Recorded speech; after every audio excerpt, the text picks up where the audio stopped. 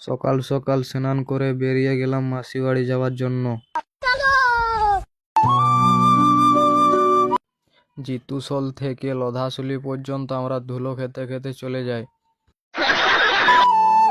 তারপর high road ধরে সোজা চলে আসি।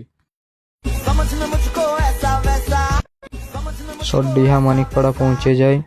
ট্রেনের লাইন পেরিয়ে আমরা সোজা চলে আসি চিথলবনি। চিথলবনি থেকে মাসি বাড়ি প্রায় 1 কিলোমিটারের কাছে। তার কিছুক্ষণের মধ্যে মাসি বাড়ি পৌঁছে যাই আমরা। মাসি বাড়ি পৌঁছে দেখি ছোট বনুটি প্রচুর ঘুমোচ্ছে।